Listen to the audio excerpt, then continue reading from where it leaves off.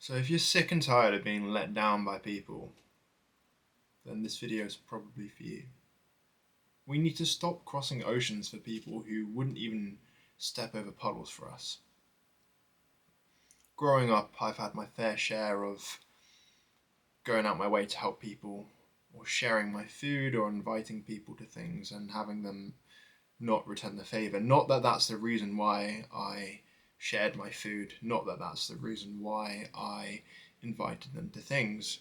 I don't want to leave people feeling left out because I know what that feels like. Still happens to me on occasion, but in general, it's a bit better because the people that I now surround myself with aren't people that would leave me out, and additionally, if they do, then they're not the kind of people that I want to hang out with. So you should be kind to people not because you expect something in return, but because it's the right thing to do. But that being said, there have been so many occasions where when I've shared food with someone or when I've invited them to something, and then when push comes to shove and they're in the position that I was in previously and they have the opportunity to share food or to invite me to something, uh, there has been occasions when that favour's not been returned, and that's okay. That shows someone's true colours. And as I've got older, I've learned how better to let things go. I used to really struggle with letting things go. I had a lot of pent up anger and disappointment and hatred, should I say. But now, as I've got older, I just don't have that energy to hold it against people like that. Forgive people not because they deserve it, but because you deserve peace. That's one of the best quotes I've ever heard, and it's really true. Because if you hold something in your heart against someone, the only person it hurts is you. Yes, it probably should hurt them and they should feel bad and whatnot, but most of the time they don't.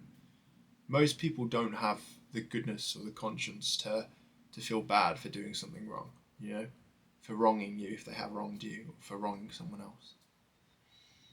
Okay, so I've just talked a little bit about all this stuff, but I haven't really shared an example. And I have plenty of examples in my life, but one in particular, which is a more recent example of, should I say, a friend or more of an acquaintance, really, but someone who I would have considered a friend. This was a couple of weeks ago that they messaged me and said urgently that they needed to call me for 45 minutes or so. They said, "Can I call you for some physio advice?" And for those of you who don't know, I'm a part-time male model and I'm a part-time physio. And so I know my stuff about physiotherapy. I've been doing it for the last 4 years and I'm a specialist MSK physio. And I'm always happy to help my friends. I'm always happy to give advice. And this was on my day off, right? This is on a day when I don't do anything physio related, and I don't want to do anything physio related because during the working week I have to listen to people complain about their issues, and that's my job. But on my days off, I just don't want to do it. I need a break from physio. Too much of anything can make you sick. So I answer his phone call and I chat to him for about a good hour, giving him advice on his issue, which he has had for a little while, and I gave him some strength and conditioning advice, some tips, self-management, pacing, activity modification. Basically, a free physio consultation over the telephone, which for an hour of my time, it's normally worth about £60. He got it for free, which is fine. I'm always happy to help a friend.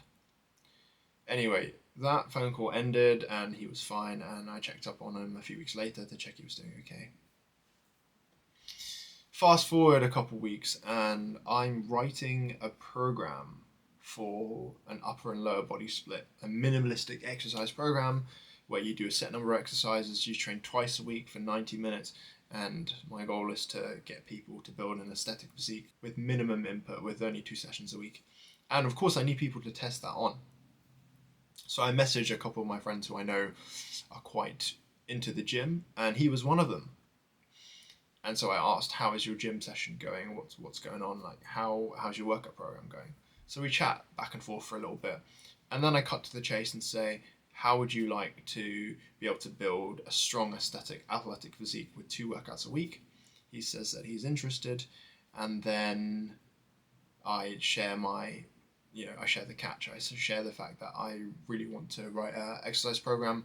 I need people to test it on. I would give a significant discounted rate.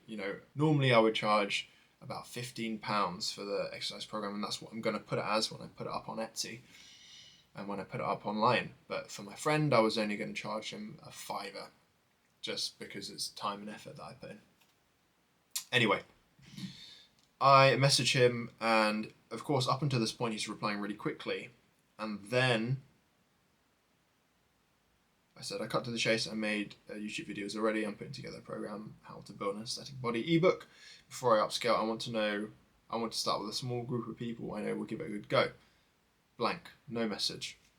Then about a day later, I follow up and said, are you keen? It's not ready yet, but I'm trying to gauge interest. Plus, I know my stuff. Reference the physio consultation I gave you. Nothing again. So, of course, it's really important that I test this program out on someone before I upscale it. And I've got a group of people, and most people have been pretty keen to help me out with my program and use it and just trial it out. But this is an example, and there have been many in my life where I've gone out of my way to help someone. I've given them time, and when I've asked for a small favour in return, not even in return, I've asked for a small favour, as friends help each other, right? He's just ghosted me. So this is an example off the top of my head, but the real message of this video is to not expect anything of anyone, because people can be flaky and snaky and slippery, and even people that you would consider your friends, ultimately they are looking after number one. They're looking out for themselves. It's really rare that you meet people who actually put you first and who actually care about you and really will go out of their way to help you as you would do for them. These are rare. I only have a handful of these people in my life, and they are my best friends, and I would take a bullet for them. Mostly, you have three different types of people. You have the ones that really care, as I've just described. The ones that are caring when it's convenient for them, who aren't really your true friends. They're just kind of acquaintances.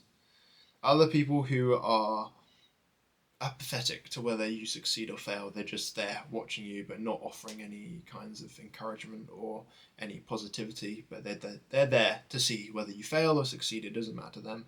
These are the bystanders. Then the fourth kind of person is one who's actively watching to see whether you fail. They want to see you fail, and that's why they're watching. And that's okay as well. They're going to do what they're going to do. And ultimately, you've just got to let all of this go. Chill out, let all of this go. Acknowledge that people are not going to do the same for you as you do for them. My mum is a very lovely, kind-hearted person, and she always goes out of her way to help other people. She pays for people's dinners when she takes them out. It's very rare that someone actually pays for lunch. Whenever she goes out for lunch with her friends or with people that she knows, she always ends up picking up the bill. She doesn't complain, she just pays it. But on every single occasion, people take advantage, and she ends up paying and paying and paying. And I remember a good couple months ago where she had a bit of a breakdown, and she was really upset about it. And she says, I am doing all these things for these other people, and no one ever gives a crap about me. No one ever checks to see whether I'm doing okay. No one ever does the same for me. Now you think that this lovely lady, who's my mother, who is twice my age, who has 50 plus years of life experience, she would know already of the cruel brutality of this world, that people aren't going to treat you the same as you treat them. If you go out of your way and you invest so much in someone, they're going to let you down.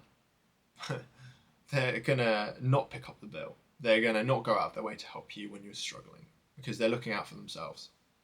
So I sat down next to her and I said, Mum, unless you're family, or unless you're a very rare kind of friend, unless you have that really rare kind of friend in your life, most people are not going to go out of their way. Most people are going to say, sorry, I can't help you, or not going to say sorry, they're just going to say, I'm not going to help you. Or if they don't have the courage to do that to your face, or to sort of message you back and say, I'm not willing to do that, they'll just ghost you, and that happens as well. It's just learning to let things go. Learning to have realistic expectations of people, that they're going to let you down, that they're not going to do the same thing that you do for them. You don't need to be bitter. You just gotta let it go. And a few years ago, I would have been super bitter. I would have been like, why is this person not helping me out? This is just complete trash. Like, this person is trash. Yada, yada, yada. They've probably got things going on in their life as well. I accept that. I acknowledge that. But I also remember that. And so the next time these people that blank you or don't help you or who pretty obviously don't care about you, the next time they ask you for a favor, you have the right to ignore them or to say, sorry, I'm not free. Well, that's a tough message I had to share today, but I think there are so many people that need to know that. If you're naive like I was and you believe that people will do the same for you, that they will cross a puddle for you if you cross an ocean for them, they're not going to do the same thing for you. And the quicker you learn that, the quicker that you accept that the really good people in this world are very rare, the quicker you'll be less disappointed and your heart will get broken a lot less. I'll catch you guys in the next one.